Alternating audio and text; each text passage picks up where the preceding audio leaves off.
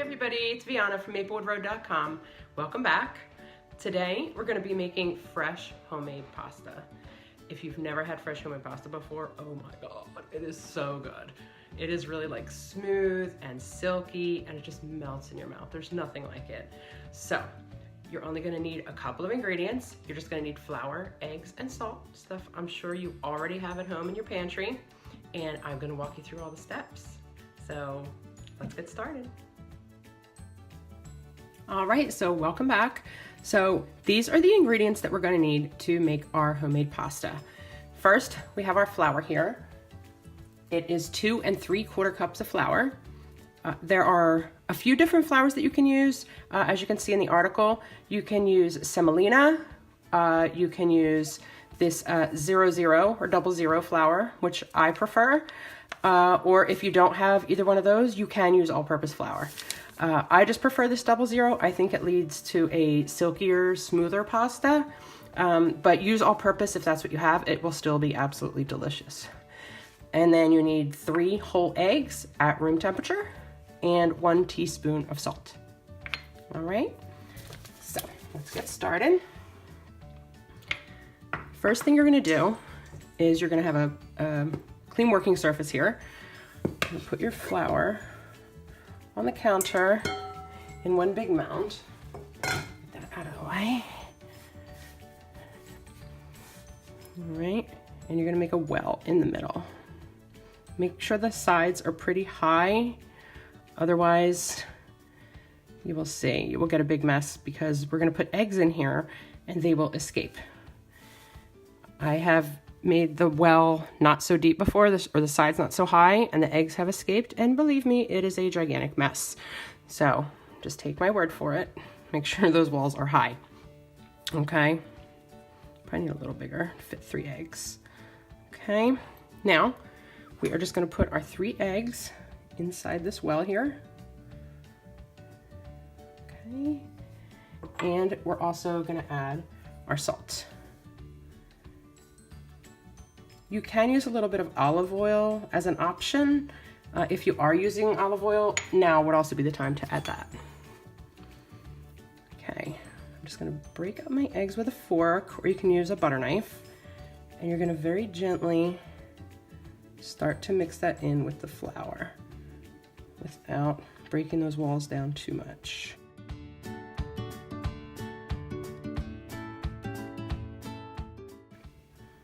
just gonna start mixing everything together with our hands.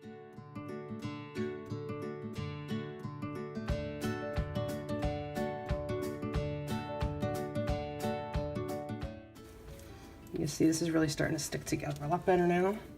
All right, so I think we're gonna start kneading, which I've already been doing a little bit of. You're gonna get your dough in roughly a ball shape, and you're just gonna hold it like this and push it away with the heel of your hand. Fold it back and push.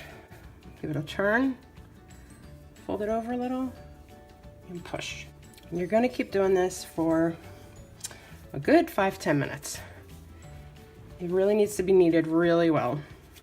I'm gonna be using a machine to roll out my dough afterward.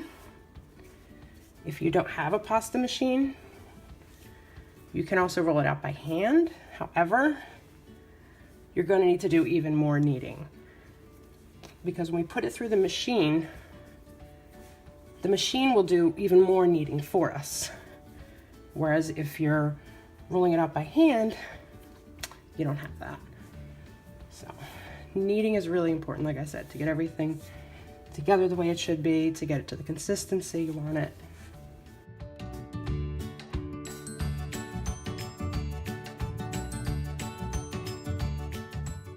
So at this point, we're about where we need to be. You can see that everything worked together really nicely. It's got uniform color, it's pretty elastic. So the next step that we're gonna do is we're going to form it into a ball like this, and we're gonna wrap it in plastic wrap. Like so. And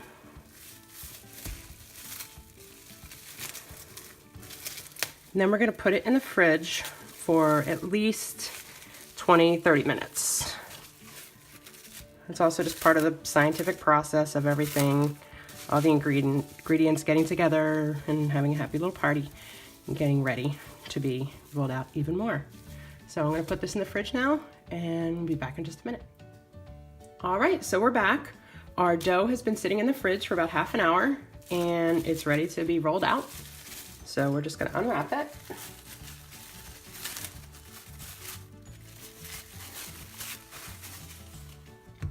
All right, we're gonna cut it into quarters. All right.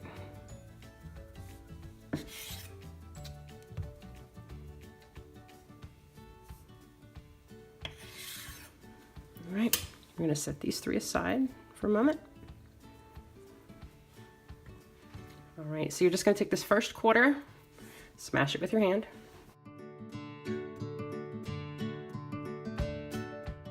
All right, so that's good enough for now. This is our pasta machine. You'll see I have it clamped to my countertop. Here's the dial for the settings. The widest is a 1, and just off camera down here, I have the crank, the hand crank. You'll see I have this towel here. I'm gonna sprinkle it with flour because this is where we're gonna set our pasta once it's all cut, for it to relax for a little bit, chill out, while it's waiting for all the other pasta to get ready. Okay, we're also gonna sprinkle some flour on the machine over here so the dough doesn't stick to it. So we're gonna have it on our widest setting, the 1. We're just gonna place the edge of the dough right at this opening here, and we're gonna crank it.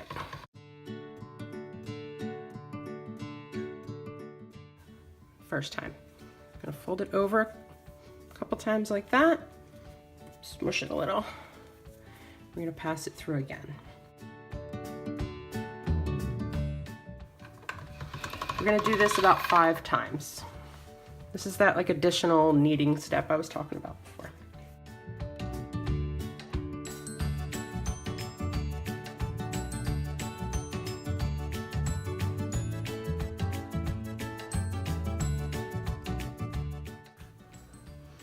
All right, so now we've rolled that through about 5 or maybe 6 times. Just gonna get a little more flour here, not too much. Now what we're gonna do is we're gonna turn this to the next setting, 2, and we're gonna feed it through again.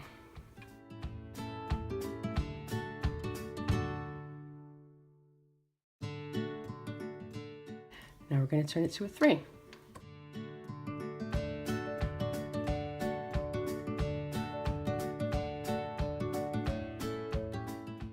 You'll see each time it gets thinner and thinner.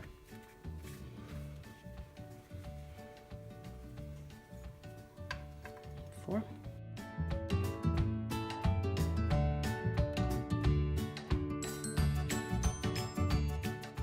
So see how that dough is spread out? It's getting a little too long for me to handle. I'm just gonna cut it in half.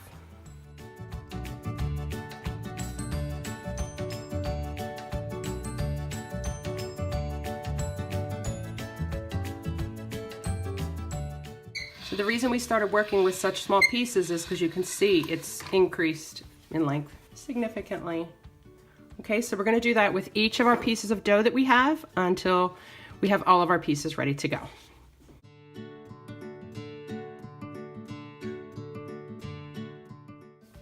Okay, we now have all of our long pieces rolled out. So I am going to cut it to a more manageable length, about maybe 12, 14 inches, which is also a good length for my pasta then.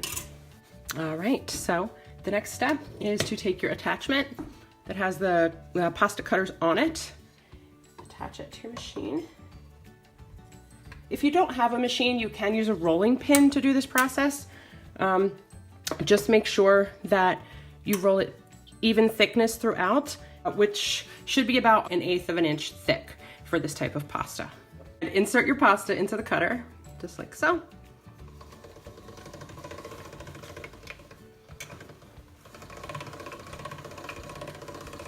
Look at that. Is that a beautiful thing or what? I'm just gonna put it on my floured towel. The pasta already has flour on it already. So let it rest while I cut the remainder.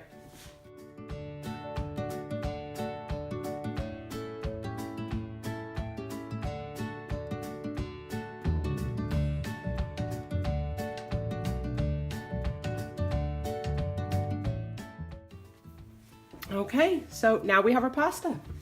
It is ready to go in the pot. Just so you know, I rolled mine out to about a 7. That's the thickness that I like for my pasta. Also, having it tossed here with a little bit of flour, that helps it from sticking together, because the fresh pasta does have a tendency to stick together. You can dry this if you like. You can put it on like those cookie cooling racks. You can drape it over a towel, over the back of a chair. Anything like that, you can let it dry. It will take about anywhere between 12 and 24 hours, depending on the humidity in your home and the thickness of the pasta. So that's all there is to making pasta. Now, when you're ready to cook it, be aware that you start your salted boiling water as usual. But then when you drop your pasta in, it will be done in about 2 minutes. It will cook much, much faster than the dried pasta. So that's all there is to making it. You know, post the pasta that you've made on our Facebook page or right here on our website at maplewoodroad.com. And I look forward to hearing from you. Bon appetit.